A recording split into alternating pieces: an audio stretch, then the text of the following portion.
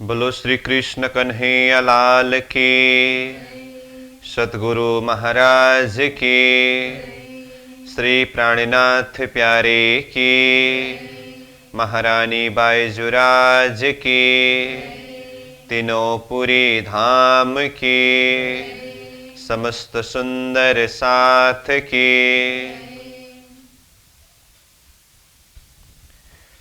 ए बाणी चित्त दे सुनियो साथ, कृपा कर कहे श्री प्राणनाथ।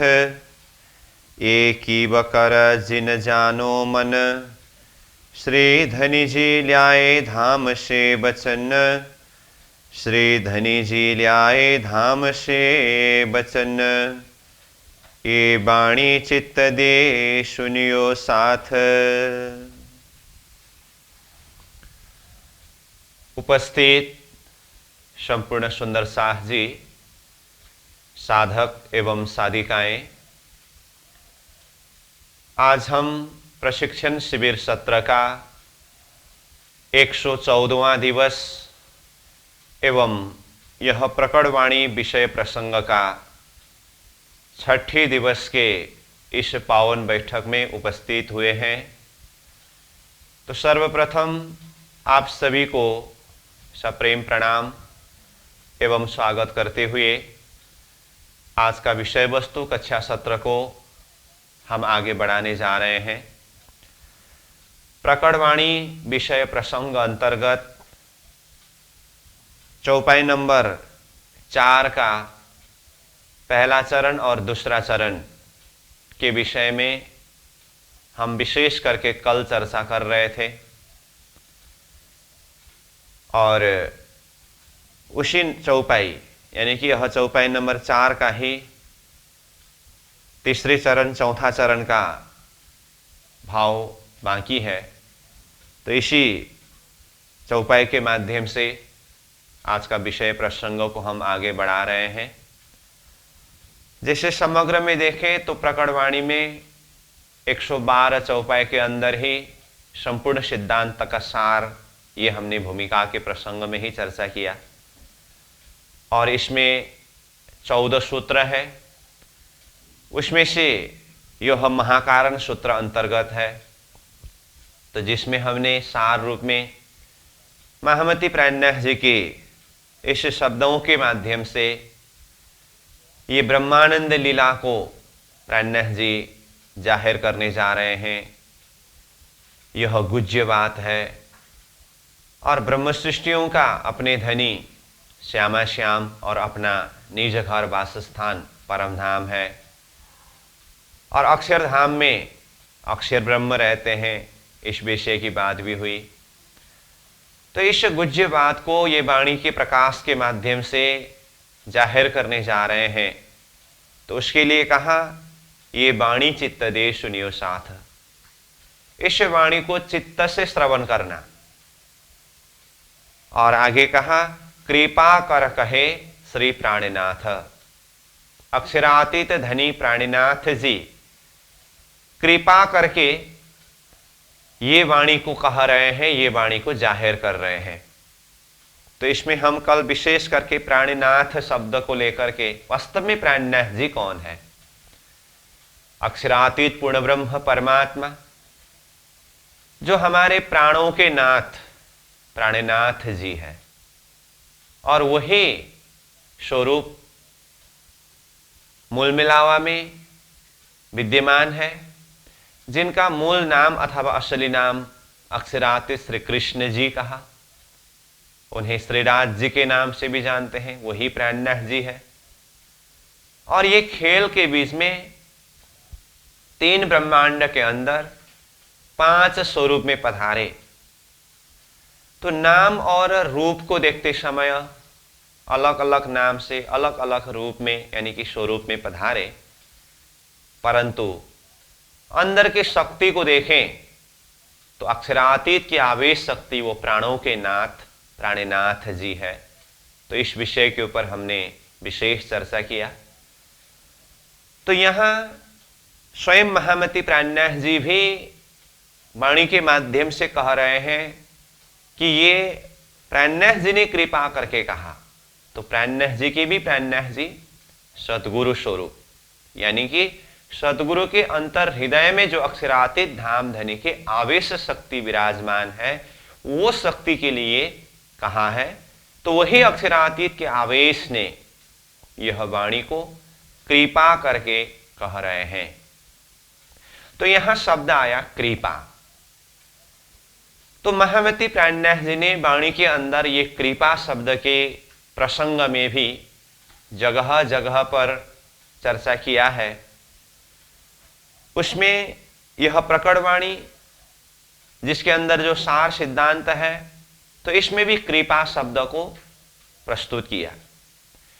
जैसे वाणी के अंदर देखें तो रास ग्रंथ में सर्वप्रथम मोहजल का प्रकरण है, और मोहजल के प्रकरण में ही तीसरे नंबर चौपाई में पहुंच करके ही प्राणनाथ जी ने कृपा के प्रसंग में चर्चा किया है।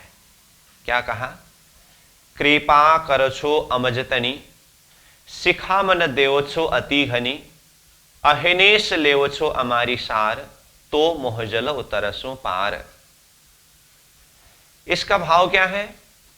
श्रीनाथ जी महाराज प्रियतम धनी प्राणों के नाथ प्राणीनाथ जी को अर्जी करते हुए, प्रार्थना करते हुए, उनकी गुण महिमा को स्मरण करते हुए एक आत्मा भाव से कह रहे हैं, हे प्रियतम धनी, कृपा करो छो, कृपा करोगे अमजतनी, हमारे ऊपर, आप हमारे ऊपर कृपा करेंगे तो। और आगे कहा, शिखामन देवछो अति घनी, शिखामन यानी कि उपदेश, तो आप हमें अति घनी बहुत ही ज्यादा उपदेश देंगे तो उपदेश मतलब ज्ञान उपदेश। और आगे कहा, अहिनेश लेवछो हमारी सार, अहिनेश यानी कि रात्रि दिवस, हर घड़ी, हर पल, हर क्षण अगर आप हमारे खबर लेंगे तो मोहजल उतरसो पार, तब मोहजल यानी कि ये संसार मोहसागर से हम आत्माएं पार उतर सकते हैं। तो यहां मुख्य शब्द है कृपा, और साथ में सिखावन शब्द आया। अहिनेश लेवछ हमारी सार करके, सार यानी खबर लेने की बात आई। तो चाहे शिखावन देवछो शब्द हो, ये भी कृपा के अंदर ही है। ज्ञान का उपदेश भी कृपा करने पर ही देते हैं अथवा मिलता है। और रात्रि दिवस, हर घड़ी, हर पल, सार यानी कि खबर लेना, ये भी कृपा है। तो इस तरह से कृपा के संदर्भ में कहा। और आगे जाकर के ये कृपा के ही संदर्भ में रासवाणी में ही कहते हैं कि ये तारतम की प्रकाश अखंड धाम धनी स्वरूप ने ये अखंड प्रकाश को जाहिर किया है। तो ये वाणी के प्रकाश को जाहिर करना, ये भी धनी की कृपा बरसना है।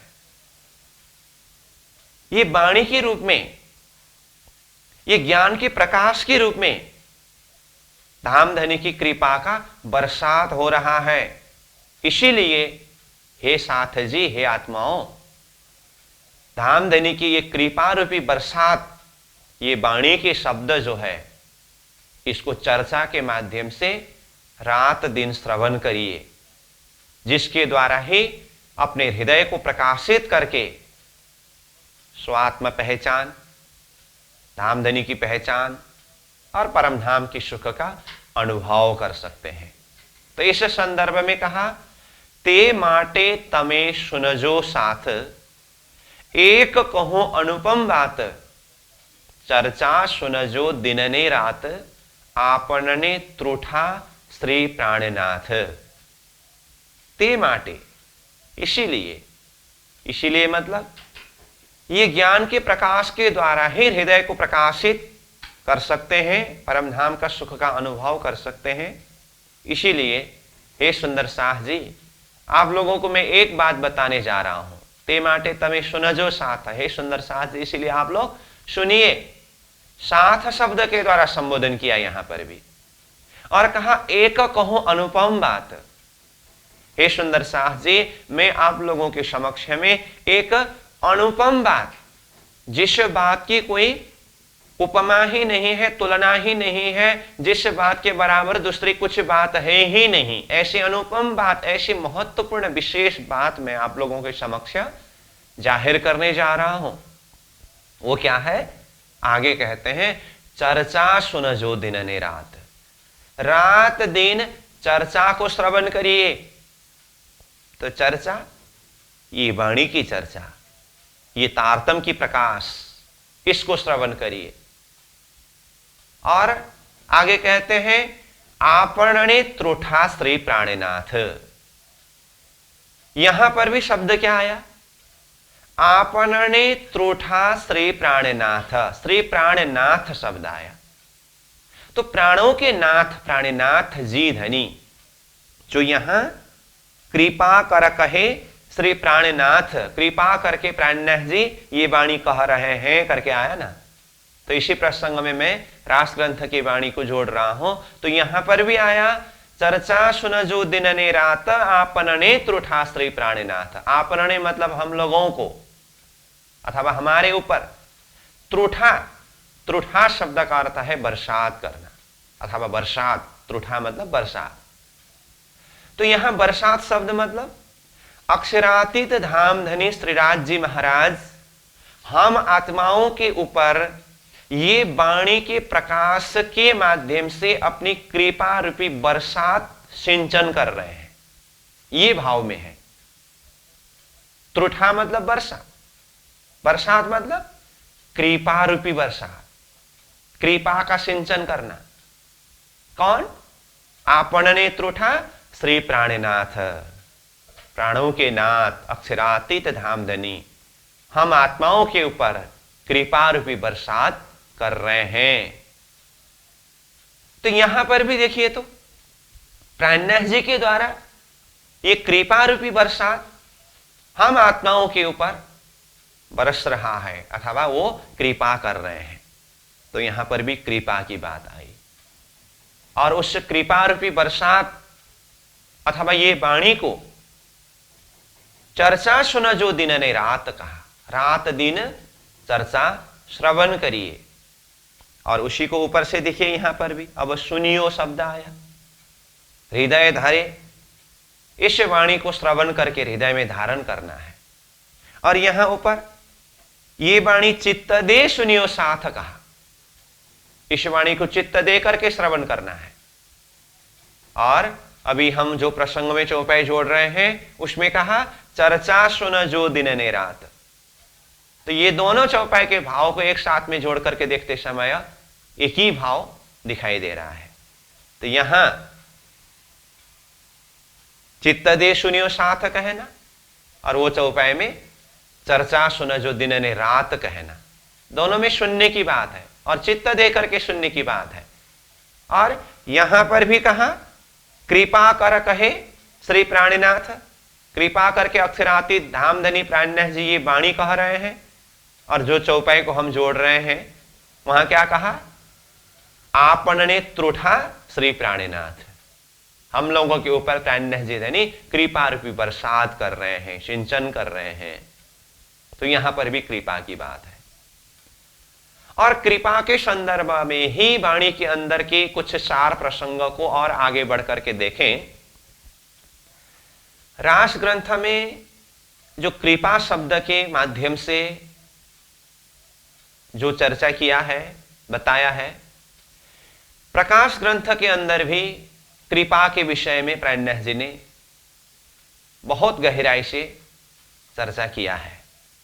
लेकिन प्रकाश ग्रंथ में विशेष करके उसी कृपा को गुण शब्द के माध्यम से चर्चा किया। जैसे प्रकाश ग्रंथ में एक प्रकरण का नाम ही गुण गिनने का प्रकरण है, धनी के गुण, यानी कि धामधनी सदगुरु स्वरूप में पधार करके किस तरह से कितने गुण किए, वो गुण गिनने का प्रकरण है। जिसमें भाव क्या है, ये सारा 14 लोक ब्रह्मांड को कागज बनाओ, इसके अंदर जितने भी वनस्पति बन रहे हैं उसका कलम बनाओ, और ये धरती प्रकृति के अंदर जितने भी समुद्रों में जो जल है, पानी है, उसको स्याही बनाओ, और धनी के वो गुण के महासागर में से एक बूंद गुण को उठा करके गुण गिनना प्रारंभ करो। तो इस भाव से गुण गिनना प्रारंभ किया। एक बार तैयार किया हुआ कागज, कलम, मशी यानी कि स्याही सब खत्म हुआ। उसके बाद फिर इंद्रावती आत्मा ये भाव को दर्शाते हैं, अब तक यहां जितने शून्य यानी कि जितने गुणों के गणना किया गया है उतने ही ब्रह्मांड को कागज और उतने ही ब्रह्मांड के अंदर के बनराय के कलम और उतने ही ब्रह्मांडों के पानी की स्याही बना करके फिर से धनी के गुण गिनने बैठो। उस भाव से गुण के ऊपर चर्चा किया है। और इस तरह से फिर कागज, कलम, स्याही सब पूरा हुआ, फिर भी धनी के गुण की महासागर जैसा का तैसा ही है। और उसमें समय की बात भी बताते हैं। ये सारा गुण गिनती करने में मैंने कितना समय लगाया? अभी तक मैंने जितने भी गुण गिनती किया हूं, एक पल समय को लेकर के अभी तक जितना गुण गिनती किया उतने ही भाग में ये एक पल समय को विभाजन करके उसमें से एक हिस्सा, एक भाग समय, जितना समय में मैंने ये सारा गुण गिनती किया हूं। और यहां से भी गहराई में जाकर के यहां तक कहते हैं इतना सब कुछ किया वो भी मैंने निद्रा के अंदर किया, पूरी तरह से जाग करके नहीं। तो इसका मतलब निद्रा के अंदर ही इतना सारा गुण इतने समय के अंदर इस गहराई से गिनती कर रहे हैं। जागृत होकर के करते तो इतनी बारीकी, इतनी सूक्ष्मता के भाव से गुण गिनने के प्रकरण के ऊपर चर्चा किया है। इतने सूक्ष्मता से गुण गिनने के भाव को प्रस्तुत करते समय न जाने किसी के मन में कुछ आशंका भी हो, कुछ संदेह भी हो, तो वो संदेह भी मैं किसी के मन के अंदर, हृदय चित्तवृत्ति के अंदर नहीं रखना चाहता हूं करके प्रकाश ग्रंथ में ही थोड़ा आगे जाने के बाद फिर गुणों की आशंका करके और एक प्रकरण के अंदर गुण गिनने के प्रकरण के अंदर की जो बारीकता के ऊपर आप लोगों को कोई आशंका यानी कि संदेह हो तो उसको मैं इस तरह से स्पष्ट करना चाहता हूं करके उसके ऊपर भी स्पष्टीकरण दिया है। प्रकाश ग्रंथ के अंदर की बात है। और उसमें और अलग अलग प्रकरण के अंदर भी गुण के विषय में बहुत गहराई से चिंतन किया है, कराया है। कहते हैं गुण केते कहूं मेरे पियू की, जो हमसों किए अलेख है जी। मेरे प्रियतम धामधनी स्वरूप सदगुरु स्वरूप में पधार करके जिन्होंने मेरे ऊपर कितना गुण किया उसको मैं कहां तक वर्णन करूं। और ये गुण को याद करना ही परमधाम जाने के लिए आत्मा को ये सुखपाल है। ये भाव के ऊपर भी वो चर्चा करते हैं। गुण धनी के याद कर, पकड़ पियू के पाए, सुखे बैठी सुखपाल में, देशी वतन पहुंचाए। धनी के गुण को याद करके धनी के चरण को पकड़े और ऐसे गुणवान धनी अपनी आत्माओं को अपने गुण रूपी सुखपाल में बिठा करके ही सहजता के साथ में वतन यानी कि परमधाम पहुंचाएंगे। इस तरह से गुण के विषय में चर्चा किया है। प्रकाश ग्रंथ की बात बता रहा हूं मैं। कलश ग्रंथ में देखिए, कलश ग्रंथ में यही कृपा को अथवा यही गुण को दया शब्द के द्वारा वर्णन किया। और कलश ग्रंथ में एक प्रकरण का नाम ही दया का प्रकरण है। तो ये कृपा, ये गुण, ये दया शब्द अलग अलग है परंतु एक ही भाव है। तो दया के प्रकरण के अंदर ये भाव को दर्शाते हैं कि अब तो चारों तरफ मेरे धनी की दया, यही अनुभव होता है, यही दर्शन होता है। तो उसको हम एक एक शब्द शब्द के माध्यम से, कलशवाणी के दया के प्रकरण के माध्यम से चिंतन कर सकते हैं। और दया के संदर्भ में, कृपा के संदर्भ में ही कहते हैं इंद्रावती आत्मा एक आत्मिक भाव से सदगुरु स्वरूप ने मेरे ऊपर किस तरह से कृपा किया। कर पकड़ बैठाए के आवेश दियो मोहे अंग, ता दिन थे दया पसरी पल पल चढ़ते रंग। जिस दिन मैं सदगुरु के चरण शरण में आया, सदगुरु महाराज ने मेरे दिल दिमाग रूपी हाथ को, कर शब्द का अर्थ हाथ, लेकिन वाणी में हाथ का अर्थ दिल और दिमाग रूपी हाथ, तो मेरे दिल दिमाग रूपी हाथ को अपने इशक इलम रूपी हाथ ने पकड़ा। तो आत्मा के हाथ दिल दिमाग रूपी हाथ है, और सदगुरु स्वरूप अथवा परमात्मा स्वरूप के हाथ इशक और इलम रूपी हाथ है। तो धनी के इशक रूपी हाथ के द्वारा आत्मा के दिल रूपी हाथ को पकड़ते हैं, और धनी के इलम रूपी हाथ के द्वारा आत्मा के दिमाग रूपी हाथ को पकड़ते हैं। कर पकड़ बैठाए के मेरे दिल दिमाग रूपी हाथ को धनी ने अपने इशक इलम रूपी हाथ से पकड़ करके बिठाया। तो बिठाया तो कहां बिठाया? दया रूपी आसन में बिठाया, कृपा रूपी आसन में बिठाया। आवेश दियो मोहे अंग, और बिठा करके ऊपर से मेरे अंग अंग में, हृदय अंतस्करण में वो परम धाम की आवेश भर दिया। वितक में चौपाई आया है ना, आए के चरणों लगे तब ही दई निध, तत्खिन हृदय मिने आए बैठे जागृत बुद्ध।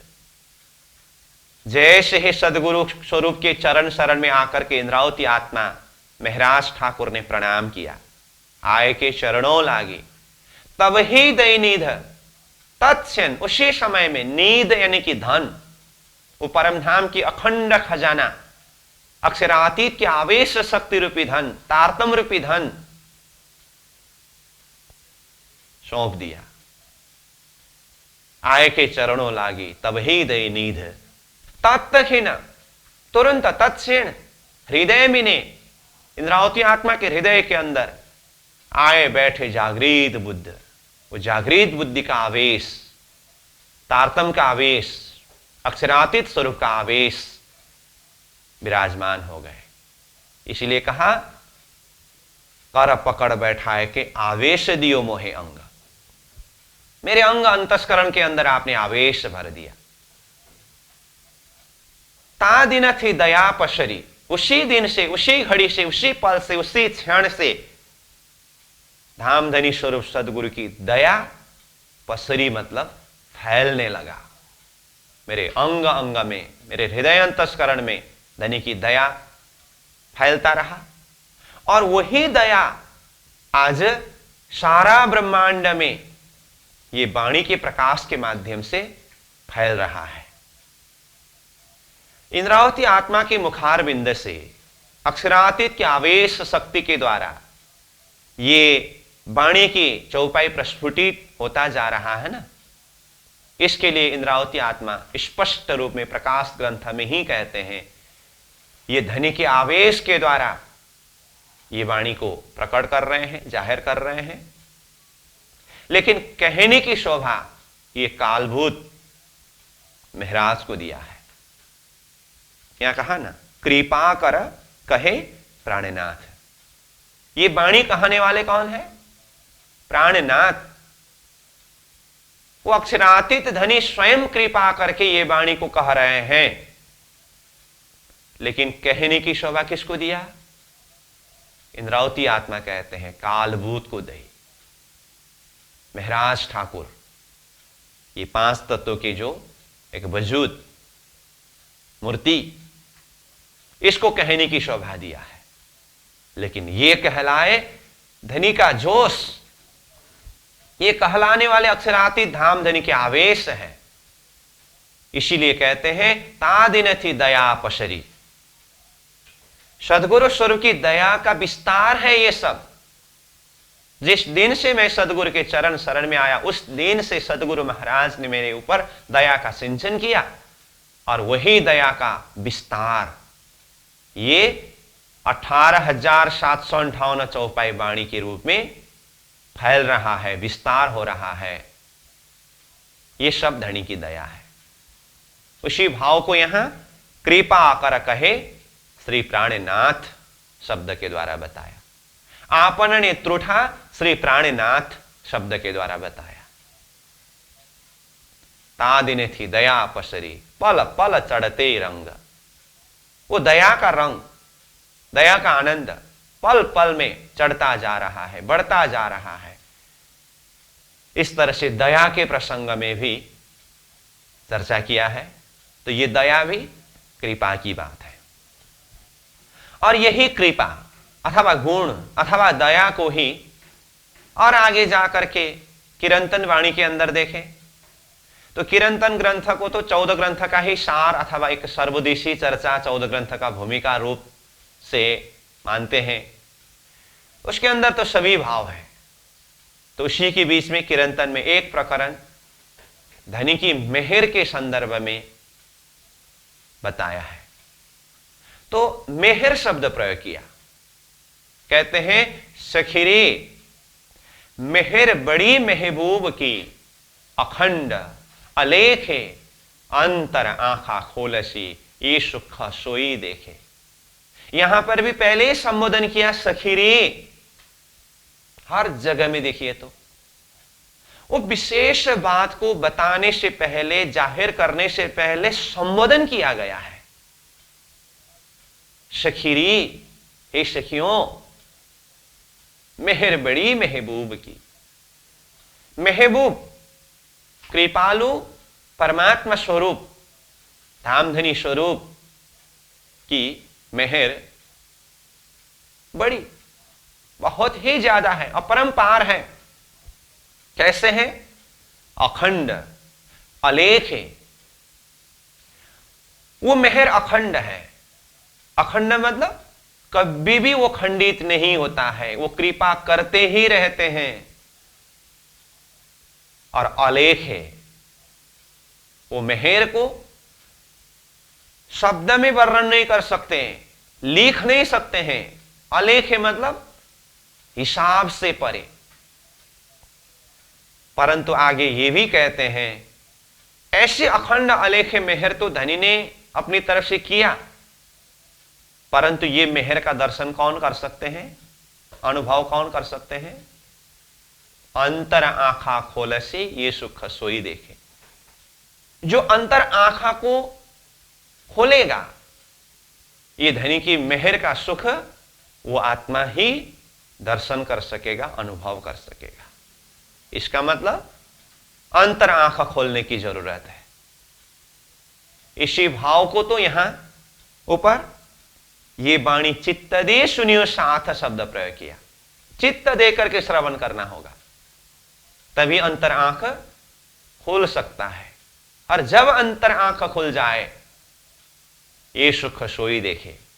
ये धनी की कृपा, मेहर का सुख वही आत्मा देख सकती है, अनुभव कर सकती है। और इंद्रावती आत्मा तो वाणी के अंदर ऐसे ऐसे भाव को दर्शाते हैं धनी की मेहर के संदर्भ में। रास ग्रंथ में ही कहा, फलवान साथी अधिक दीधा। वान साथी मतलब मैंने जितना इच्छा किया था, चाहा था, उससे भी अधिक फल दिया नामदनी ने। और यही किरंतन के जो मेहर के प्रकरण प्रसंग के ऊपर हम चर्चा कर रहे हैं, यहीं पर कहते हैं क्यों मेहर मुझ पर हुई, ये थी दिल में सब, मैं जानी मौज महबूब की, वह देता आप माफ। तो धनी ने मेरे ऊपर इतना अधिक कृपा मेहर क्यों किया? मेरे अंतर हृदय में एक शक यानी कि एक शंका के रूप में, जिज्ञासा के रूप में था। परंतु अभी मुझे पता चला, मैं जानी मौज महबूब की। महबूब यानी कि कृपालु परमात्मा की, मौज यानी कि ये मस्ती है। वह देता आप माफक, जिसको वो मेहर करना चाहते हैं वो अपने ही समान बनाते हैं। आप माफक, अपने ही समान बनाते हैं। तो धनी ने मुझे अपने समान बनाया, तो ये उनकी मेहर है। तो इस तरह से कीर्तन ग्रंथ में भी मेहर के विषय में बहुत गहराई से चर्चा किया है, और हर ग्रंथ के अंदर है। ऐसी बात नहीं कि मैं जिन जिन ग्रंथ के जिन जिन प्रकरण के ऊपर चर्चा कर रहा हूं, सिर्फ वाणी के अंदर इतने ही ग्रंथों में, इतने ही प्रकरणों में कृपा के विषय में, गुण के विषय में अथवा मेहर के विषय में है, ऐसी बात नहीं। मैं तो मुख्य रूप में वो सार भाव कुछ यहां जोड़ रहा हूं। और यहां से आगे जाएं, जैसे हम सागर ग्रंथ में पहुंचेंगे। सागर ग्रंथ में तो वो मूल मिलावा के अंदर के 8 सागर का वर्णन करते हुए अंतिम सागर, 8वां सागर को तो पूरा नाम ही मेहर का सागर है। और सागर जो मेहर का, सो शोभा अति लेत, लहरे आवे मेहर सागर, खुवी सुख समेत। इस तरह से मेहर सागर का वर्णन किया है। तो जिसके अंदर ऐसी गहरी भाव है, हुकुम मेहर के हाथ में, वो हुकुम वो भी मेहर के हाथ में है। जोश मेहर के अंग, राज्य के जोश भी मेहर का ही अंग है। इशक आवे मेहर से, आत्माओं के हृदय में इशक भी प्रकट होता है तो वो मेहर के द्वारा ही होता है। बेशक इलम तीन संग, जिसके पास में बेशक इलम होने के लिए भी वो भी मेहर के साथ में ही बेशक इलम होता है। मतलब जिसके ऊपर मेहर करे उनके हृदय के अंदर ही वो बेशक इलम यानी कि संशय रहित ज्ञान उदय होता है। इस तरह से बहुत गहराई से मेहर के विषय में चर्चा किया। और वित्तक ग्रंथ से भी हम देखें तो लालदास जी महाराज ने वित्तक ग्रंथ में भी शुक्राना करो याद करके, वित्त का प्रसंग जब बुढ़ानपुर पहुंचने के बाद एक प्रकरण में शुक्राना मतलब प्रियतम धाम धनी की कृपा के ऊपर आभार प्रकट करना। तो वहां पर भी धनी ने किस तरह से कहां कहां गुण किया है, कृपा किया है, मेहर किया है, दया किया है, इस प्रसंग के ऊपर चर्चा किया है। और मेहर के विषय में तो कहां तक कहे, परमात्मा की कृपा के संदर्भ में कहां तक कहे। मेहर सागर के अंदर ही प्राणनाथ जी ने कहा, मेहर होत है जिन ऊपर, मेहर देखत पांचों तत्व, पिंड ब्रह्मांड सब मेहर के बीच बसत। जिस आत्मा के ऊपर प्रियतम परमात्मा की मेहर यानी कि कृपा होती है, मेहर होत है जिन ऊपर, मेहर देखत पांचों तत्व, 5 तत्वों में ही वो मेहर का दर्शन करते हैं। तो 5 तत्वों में जो मेहर का दर्शन करे, संसार में 5 तत्व के अलावा है क्या? सारा ब्रह्मांड का सार प्राणनाथ जी ने बताया, 5 तत्व छठी आत्म शास्त्र सबों की ये मत। संपूर्ण शास्त्र का मत, संपूर्ण शास्त्र का निचोड़ निष्कर्ष यही है, 5 तत्व और छठी तत्व चेतन। पिंड यानी कि शरीर में 5 तत्व है, यथा पिंडे तथा ब्रह्मांडे, शरीर की तरह ब्रह्मांड में भी 5 तत्व ही है, आकाश, वायु, अग्नि, जल, पृथ्वी। और इस पिंड को यानी कि शरीर को संचालन करने वाले छठे तत्व चेतन तत्व है, जिसे आत्मशक्ति कहते हैं। और ब्रह्मांड के 5 तत्व को संचालन करने वाले वो छठी तत्व परमात्मा की सत्ता, परमात्मा की हुकुम है। ये ब्रह्मांड के अंदर का सार तत्व है। और प्राणनाथ जी ने कहा, मेहर होत है जिन ऊपर, मेहर देखत पांचों तत्व। 5 तत्व में ही मेहर का दर्शन होता है। तो मेहर का दर्शन 5 तत्व में हुआ तो 5 तत्व के अलावा बाकी कुछ है ही नहीं। मतलब यत्र तत्र सर्वत्र मेहर ही मेहर। जैसे एक कपास को घी के अंदर डुबा दें, भिगा दें और वहां से निकालें, उसके बाद देखिए कोई ऐसी जगह है जहां घी का संसर्ग स्पर्श न हो। कपास को इसी तरह से एक आत्मा भाव से जब परमात्मा की कृपा के अंदर डूब करके वो कृपा का अनुभव किया, दर्शन किया, वो मेहर का अनुभव किया, अब उसके बाद मेहर देखत पांचों तत्व, पिंड शरीर में भी मेहर, ब्रह्मांड संसार में भी मेहर, मेहर के बीच बसत, वो तो मेहर के ही बीच में बैठते हैं। विराट की प्रारंभिक विषय प्रसंग में हमने चर्चा किया 14 लोक ब्रह्मांड के सबसे नीचे गर्भोदक समुद्र है, परंतु चिंतन करते करते, साधना करते करते, धनी की कृपा के सागर में डूब करके साधक को यानी कि आत्मा को उस दर्जा में पहुंचना होगा। 14 लोक ब्रह्मांड के नीचे धनी की मेहर का सागर है। क्यों कहा ना, मेहर के बीच बसत, वो मेहर के बीच में बैठते हैं। तो ये धनी की कृपा का सागर, मेहर का सागर, दया का सागर है। तो इस तरह से वाणी के अंदर विस्तृत रूप से महामती प्राणनाथ जी ने कृपा के प्रसंग, मेहर के प्रसंग, दया के प्रसंग के ऊपर चर्चा किया है। उसी का सार भाव यहां प्रकट वाणी के अंदर एक सूत्रवत रूप में कहा, कृपा कर कहे श्री प्राणनाथ। इसलिए मैंने भूमिका के प्रसंग में ही बताया हूं, ये प्रकट वाणी प्रसंग 112 चौपाई में है। देखते समय 112 चौपाई, 18,758 चौपाई के आगे कम ही है, परंतु ये ऐसे सूत्रवत रूप में है, ऐसे मंत्रवत रूप में है, एक एक सूत्र के अंदर बहुत विस्तृत भाव, बहुत गहरी भाव है। अब यहां एक एक शब्द के अंदर पूरा वाणी के अंदर के 18,000 चौपाई का विस्तार का जो सार भाव भी बताया नहीं जा सकता। और यहां जो सीधा सीधा शब्द है, शब्दार्थ को ही सीधा सीधा चर्चा करते जाएं तो फिर हृदय में ये प्रकाश नहीं होगा कि ये प्रकट वाणी के अंदर ही संपूर्ण वाणी की सिद्धांत का सार है। कैसे, ये थोड़ा सा हृदय के अंदर प्रकाशित नहीं होता है।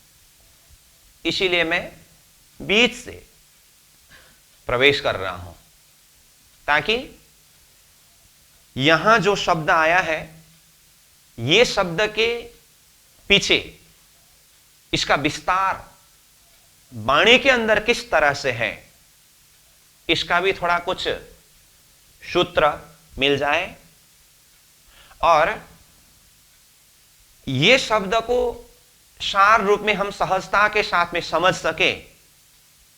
क्योंकि एक एक शब्द में वाणी के अंदर का ही प्रसंग है करके वो विस्तार का प्रसंग ज्यादा उस तरफ जाकर के व्याख्या करने लगूं तो फिर शुरुआती प्रसंग में थोड़ा सा दिमाग को टाइट महसूस होता है। इसीलिए इतना ज्यादा विस्तार करके जाना भी नहीं और सार रूप में जाए करके फिर सीधा सीधा शब्दार्थ और भावार्थ से ही जाए तो फिर हम बार बार जो बोल रहे हैं ये 18,000 वाणी का सार ये सूत्र रूप में है। तो सूत्र यानी कि मंत्र रूप का तो विस्तार होता है ना, तो उसको एक चिंतन करने का दृष्टि, एक शैली, उसको भी देखना होता है। इसलिए मैं ये शुरुआती प्रसंग में एक एक शब्द को माध्यम बना करके थोड़ा सा चिंतन करने का एक शैली, एक सूत्र, इस तरह से हम इसी प्रकट वाणी के चौपाई के शब्दों के द्वारा जो विस्तृत पूर्वक वाणी में जो प्रसंग वर्णन हुआ है उसको सार रूप में समझ सकते हैं करके एक चिंतन करने का सूत्र के ऊपर कुछ चर्चा कर रहा हूं। इसीलिए यहां कृपा शब्द आया और कृपा करा कहे श्री प्राणीनाथ कहा। इसमें प्राणीनाथ शब्द के ऊपर हमने कल विशेष चर्चा किया और आज उसी प्रसंग को हम जोड़ रहे हैं कि वो अक्षरातीत धनी प्राणों के नाथ हम आत्माओं के ऊपर कृपा करके ये वाणी को जाहिर करके कह रहे हैं। तो सिर्फ ये 112 चौपाई प्रकट वाणी ही कृपा करके नहीं कहा ना, सारा वाणी कृपा करके अक्षरातीत धामधनी ने हमारे लिए जाहिर किया है। तो इसमें कृपा एक शब्द को लेकर के वाणी के अंदर कहां कहां किस तरह से कृपा के विषय में कहा है, कुछ नमूना सार भाव में मैं बता रहा हूं और इसी के द्वारा हमें ये भाव को जागृत करना है। जैसे कहा कि शुरुआती अवस्था में चौदलोक ब्रह्मांड के नीचे गर्भोदक समुद्र है, वो मोहजल का सागर है, परंतु राज्य की वाणी के प्रकाश के द्वारा हृदय को प्रकाशित करते हुए धनी की कृपा के सागर के उस गहराई में डूब करके आत्मा को यहीं बैठे बैठे वो मेहर का सागर का रूप अनुभव करना होता है, दर्शन करना होता है। क्योंकि कहा है प्राणनाथ जी ने ही, इत ही वैकुंठ इत ही शून्य इत ही प्रगट पूर्ण पार ब्रह्म। वैकुंठ शून्य निराकार अथवा प्रगटे पूर्ण पार ब्रह्म, पूर्ण ब्रह्म परमात्मा की परम धाम का सुख को भी हमें यहीं पर प्रकट करके अनुभव करना है। तीन लीला चौथी घर की, इन चारों को या में भोग कहा, जिस विषय में हमने भूमिका के प्रसंग में भी पहले चर्चा करके आए हैं। तो चौथी घर की परमधाम की लीला, परमधाम की सुख आनंद को भी यहां अनुभव करना है ना। तो परमधाम के अंदर तो जिधर देखे उधर धनी की कृपा ही कृपा है, दया ही दया है। तो वो कृपा को, वो दया को हमें यहां अनुभव करना है। तो इसीलिए अक्षरातीत धाम धनी स्वरूप श्री प्राणीनाथ जी हम आत्माओं के ऊपर कृपा करके ये वाणी को जाहिर कर रहे हैं। कृपा कर कहे श्री प्राणीनाथ। इसीलिए अक्षरातीत धाम धनी ने कृपा करके जाहिर किया हुआ इस वाणी को, ये वाणी चित्त दे सुनियो साथ, चित्त दे करके श्रवण करना। और ये चित्त दे करके श्रवण करने वाले कौन है? ब्रह्म सृष्टि। इसीलिए शुरुआत से ही संबोधन ब्रह्म सृष्टियों के लिए किया। तो इस तरह से ये भाव के ऊपर हम चिंतन करें। और आगे तीसरे चरण में कहते हैं, ये कीब कर जिन जानो मन। और चौथी चरण में श्री धनी जी ले आए धाम से वचन। ये कीब कर जिन जानो मन। अब इसको पहले हम सीधा शब्दार्थ के हिसाब से देखें तो ये मतलब ये वाणी जो जाहिर कर रहे हैं, ये वाणी। कीब शब्द का अर्थ है कविता।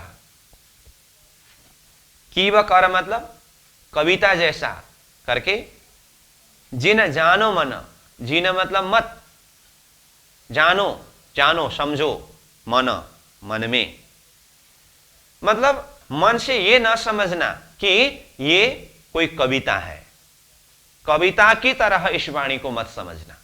ये कीब कर जिन जानो मन।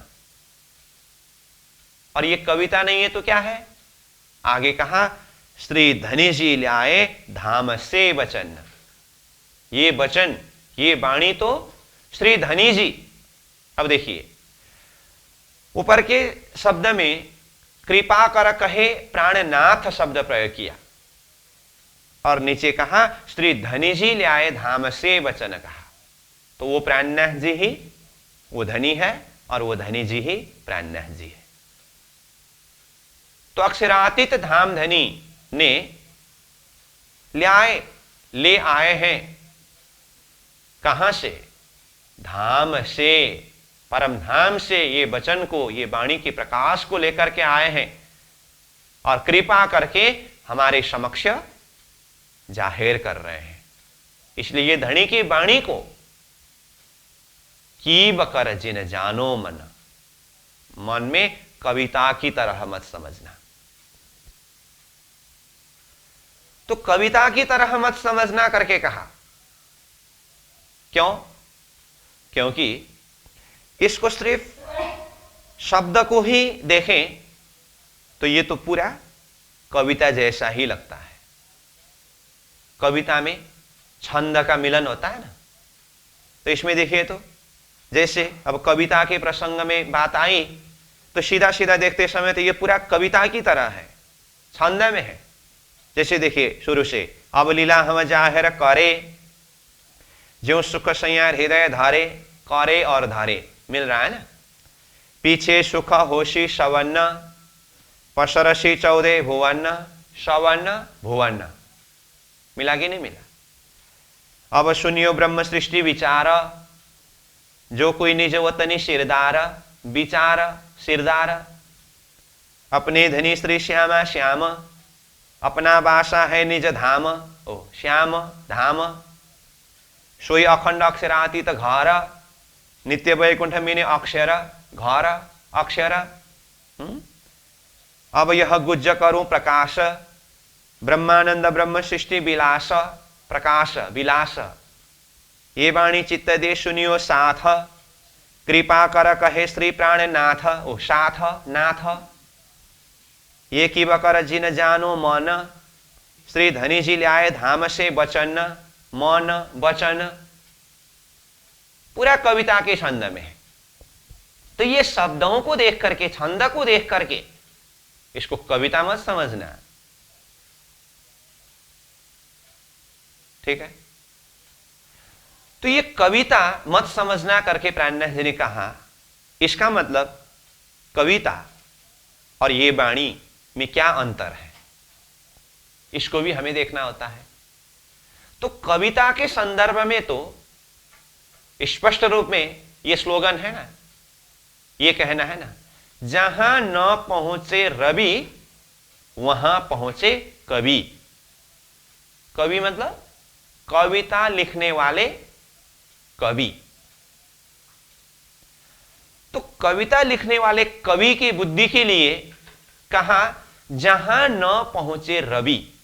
रवि का अर्थ क्या है? सूर्य। सूर्य जहां तक नहीं पहुंचता है वहां पहुंचे कवि, कवि वहां तक पहुंचता है, इस तरह से कहा।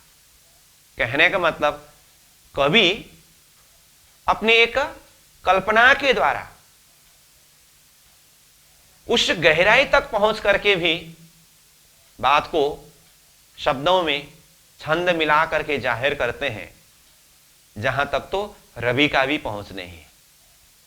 इसीलिए कवि के, कविता के शब्द में जो भी शब्द है, जो भी भाव है, वो यथार्थ हो ऐसी कोई जरूरत नहीं होता है। बहुत सारी बातें काल्पनिक होता है। काल्पनिक बातों को ही सुंदर शब्दों में, छंदों में मिला करके वो कविता का रूप तैयार करते हैं। तो ये वाणी जो है, ये कोई काल्पनिक ज्ञान नहीं है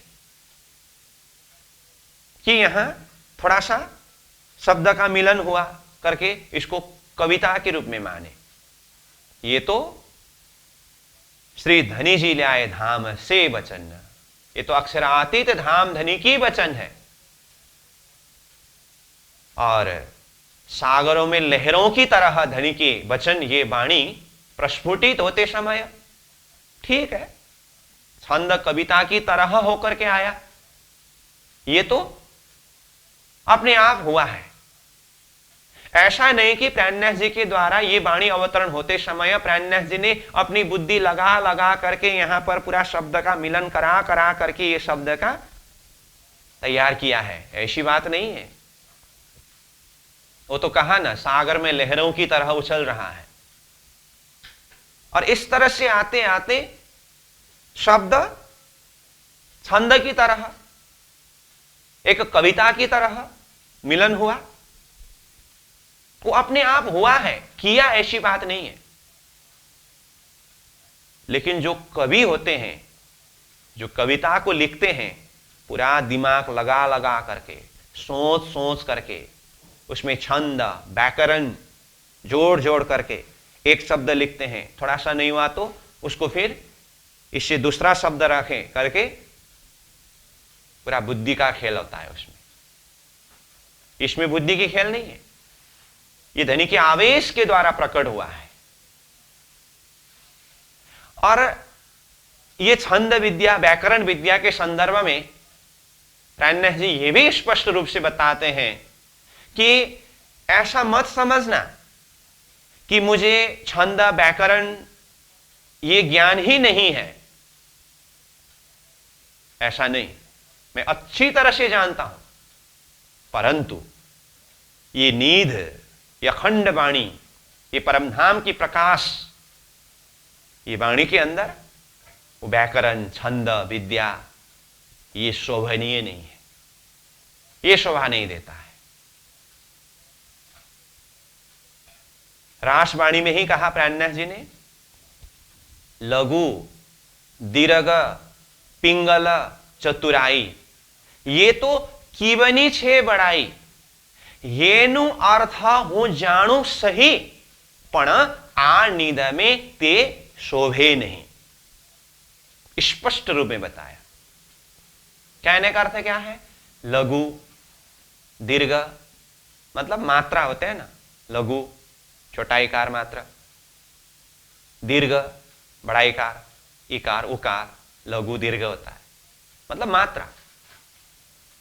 लघु दीर्घ, पिंगल, चतुराई, ये चतुराई बुद्धि की जो ये ज्ञान सूत्र, ये तो कीवनी छे बड़ाई,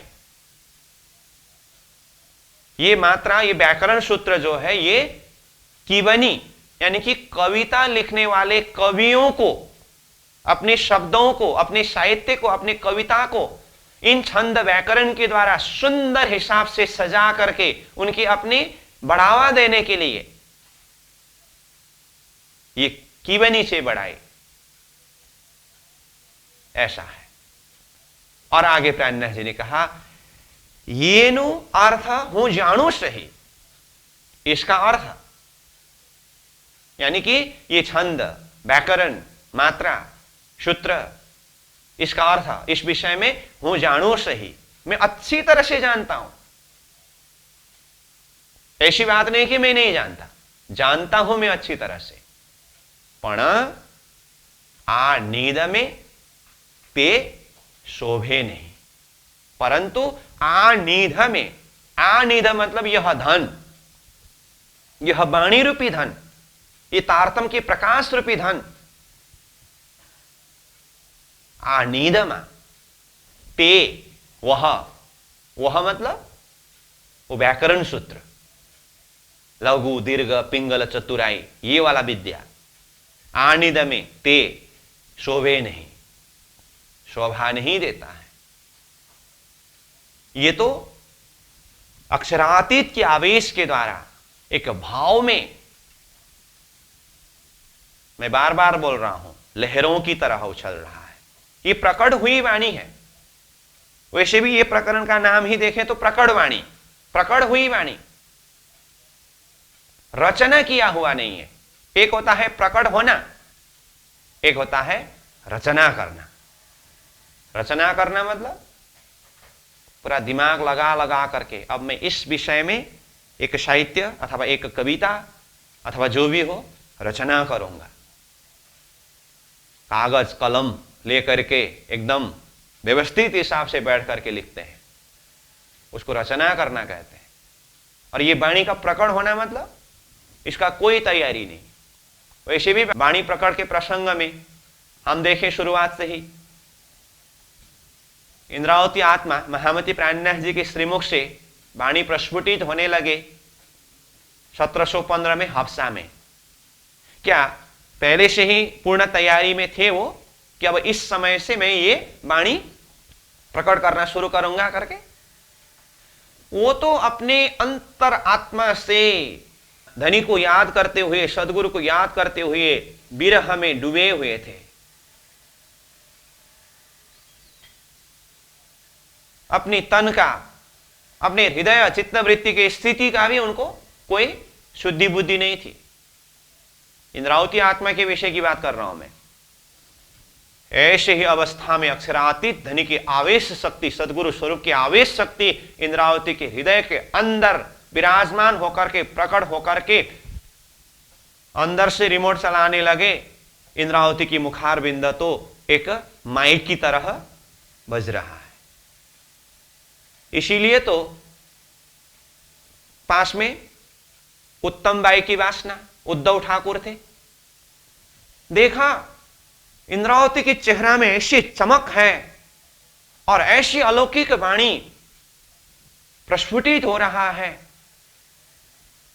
ये तो परमात्मा की अलौकिक वाणी है। क्या करूं, इधर उधर ढूंढते खोजते हैं, लिखने के लिए कुछ मिला नहीं। तो फिर जैसे कोयला मिला तो उसी से दीवार में लिखना प्रारंभ किया। ये क्या अर्थ जनाता है? अगर पहले से ही पूर्ण तैयारी होते तो ऐसी अलौकिक वाणी को रचना करने वाले पहले से कागज, कलम, स्याही सब प्रबंध करते हैं ना। ये पूर्ण तैयारी वाली बात नहीं है, ऑटोमेटिक प्रकट हुआ। इसीलिए प्रकट होना, प्रकट वाणी प्रकट हुई है और कविता जो है वो रचना किया जाता है। इसीलिए कहा आनिध में ते शोभे नहीं।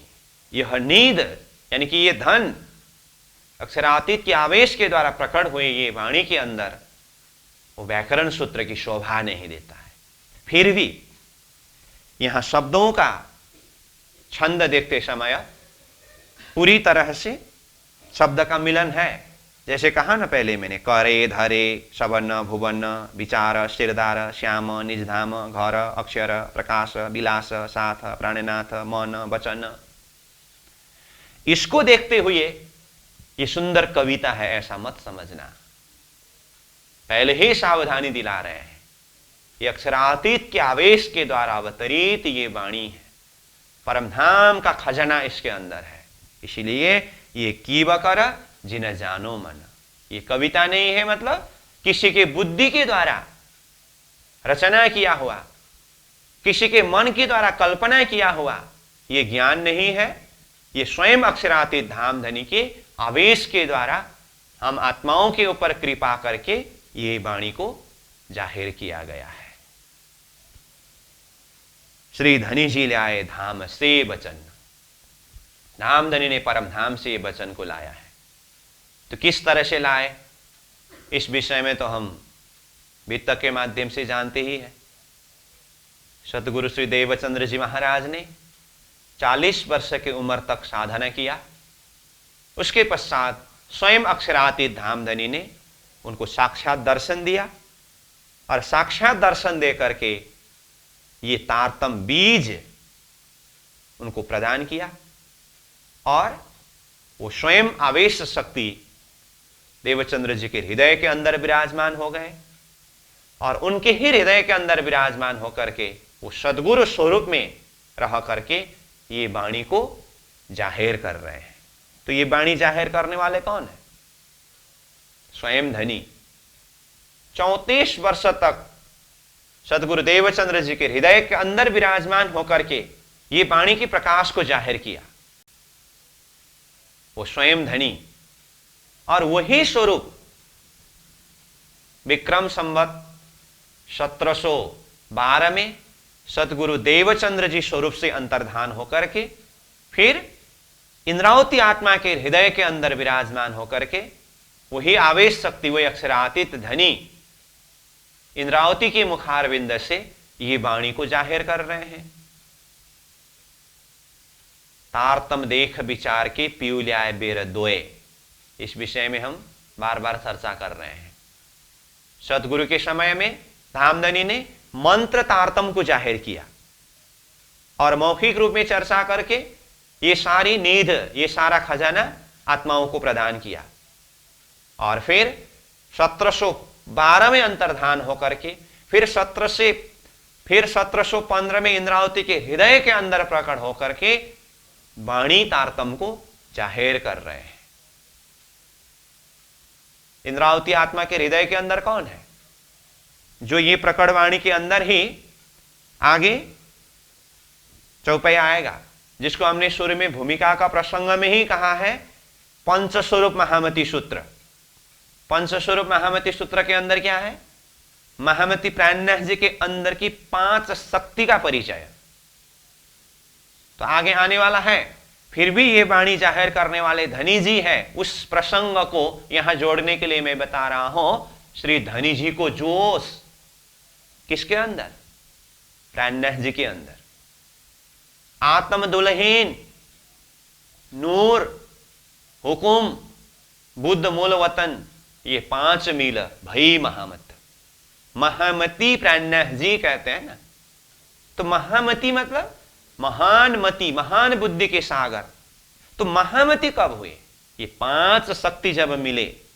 5 शक्ति क्या क्या? धनी जी को जोश, राज्य के आवेश, आत्म दुल्हीन श्यामा जी की शक्ति, नूर तारतम, हुकुम स्वरूप का शक्ति, और बुद्ध जागृत बुद्धि का शक्ति। ये 5 मिला भाई महामत। तो ये पंच शक्ति जिसके अंदर समावेश है महामती, और वो धनी जी की जोश, अक्षरातीत के आवेश, प्राणों के नाथ, प्राणनाथ, इसीलिए महामती प्राणनाथ जी उनका ये टाइटल है, वो शक्ति का परिचय है। तो वो धनी जी का जोश, अक्षरातीत की आवेश शक्ति ही इंद्रावती के हृदय के अंदर विराजमान होकर के ये वाणी को जाहिर कर रहे हैं। इसलिए ये कविता नहीं है, श्री धनी जी लाए धाम से वचन। अक्षरातीत धनी ने परम धाम से ये वचन को लेकर के आए हैं और हमारे समक्ष में ये वाणी के माध्यम से इस वचन को जाहिर कर रहे हैं। इसलिए इसको कविता मत समझना, इस वाणी को चित्त दे करके श्रवण करना, क्योंकि धामधनी ने कृपा करके ये वाणी को जाहिर किया है। ये भाव के ऊपर इस तरह से प्रकाशित कर रहे हैं। ठीक है। उसके बाद अब 5वें नंबर चौपाई में कहते हैं, सो कहती हूं प्रकट कर, पट टालू आड़ा अंतर, तेज तारतम ज्योत प्रकाश, करूं अंधेरी सब को नाश। मतलब सो ये अक्षरातीत धनी के आवेश के माध्यम से जाहिर किया हुआ ये वाणी को मैं प्रकट करके कहता हूं, जिस प्रकाश के माध्यम से पट आड़ा अंतर यानी कि ये संपूर्ण पर्दा को हटा देता हूं, और ये तारतम के अंदर के तेज ज्योत और प्रकाश के द्वारा संसार के सभी अंधकार को दूर कर देता हूं। इस तरह से इसी वाणी के प्रकाश को महामती प्राणनाथ जी स्वरूप और किस तरह से प्रकाशित कर रहे हैं। मतलब यहां स्वयं प्राणनाथ जी भी धनी जी शब्द के द्वारा और ऊपर के शब्द में कृपा कर कहे प्राणनाथ शब्द के द्वारा वो अक्षरातीत धनी सदगुरु के हृदय के अंदर विराजमान होकर के जिन्होंने ये वाणी के प्रकाश को प्रकाशित किया, वो शक्ति को परिचय देते हुए बता रहे हैं। और चौपाई नंबर 5 में उसी बात को सो कहती हूं प्रकट कर करके कहती हूं शब्द प्रयोग किया, तो वही धनी ने जाहिर किया हुआ वाणी अथवा वही अक्षरातीत प्राणनाथ जी ने जाहिर किया हुआ ये वाणी को सो कहती हूं प्रकट कर। अब मैं इसी को प्रकट करके कहती हूं करके, अब धनी के कहलाए मैं कही के अंदर हमने जो चर्चा किया है ना, ये चौपाई नंबर 4 में कृपा कर कहे प्राणनाथ कहना, श्री धनी जी लाए धाम से वचन कहना, ये धनी के कहलाए यानी कि अक्षरातीत धनी सदगुरु स्वरूप के द्वारा ये जाहिर किया हुआ बात है। और चौपाई नंबर 5 में प्रारंभ कर रहे हैं सो कहती हूं करके, अब मैं कहती हूं करके स्वयं इंद्रावती आत्मा प्राणनाथ जी इसको मैं अब जाहिर करता हूं करके स्वयं इसको जाहिर करने की बात ये भूमिका बना रहे हैं। और इसके द्वारा पट, आड़ा, अंतर, ये सब पर्दा को हटाने की बात, और तारतम की तेज ज्योत प्रकाश के द्वारा अंधाकार को दूर करने की बात यहां बता रहे हैं। तो इसके अंदर भी कुछ गहराई से चिंतन करना होता है। ये अब पट, आड़ा, अंतर सब एक ही अर्थ वाला है, प्रकाश ही पर्दा ही है, लेकिन एक ही साथ में तीन तीन पर्दा क्यों आया? और तेज, ज्योत, प्रकाश, ये सब सूर्य का ही अलग अलग डिपार्ट है, तो एक साथ में ये तीन तीन शब्द क्यों आया? इस विषय में भी हमें कुछ चिंतन करना है। इसीलिए ये 5वें नंबर चौपाई हम कल खुलासा करेंगे। तो आज का समय पूरा हुआ। तो आज हमने चौपाई नंबर 4 में वैसे पहला चरण और दूसरा चरण के ये प्राणनाथ शब्द के ऊपर हमने कल ही कुछ चिंतन किया था, और आज इसी चौपाई नंबर 4 में कृपा कर कहे श्री प्राणनाथ में कृपा शब्द के ऊपर कुछ चिंतन किया। और ये कीब कर जिन जानो मन श्री धनी जी ले आए धाम थे वचन। तो कविता और धामधनी के वचन में क्या अंतर है, इस विषय में भी कुछ चिंतन किया। और ये धनी की वचन है, धनी की वाणी है, ये कोई कविता नहीं है, ये अक्षरातीत के आवेश के द्वारा प्रकट हुई वाणी है। इसको चित्त के द्वारा श्रवण करना होता है। इसी के द्वारा ही हमारे हृदय के अंदर की अज्ञान अंधकार को मिटा करके, दूर करके, ये तारतम के प्रकाश के द्वारा आत्मा को वो परमात्मा के चरण शरण के प्रकाश तक पहुंचाने वाले हैं। इस भाव के ऊपर हम चिंतन कर रहे हैं। तो धनी की कृपा को आत्मसात करें, महसूस करें, और इस चौपाई के रस के अंदर डूबे। तो आज के लिए ये चौपाई नंबर 4 को ही दोहरा करके मैं विश्राम देता हूँ। कल फिर हम इसी वाणी के प्रकाश को महामती प्राणनाथ स्वरूप किस तरह से प्रकाशित करते हैं, चौपाई नंबर 5 के भाव से आगे बढ़ेंगे। ये वाणी चित्त दे सुनियो साथ, कृपा कर कहे श्री प्राणनाथ। ये कीब कर जिन जानो मन श्री धनी जी लाए धाम से बचन। श्री धनी जी लाए धाम से बचन। बोलो श्री सद्गुरु महाराज की, श्री प्राणनाथ प्यारे की प्रणाम।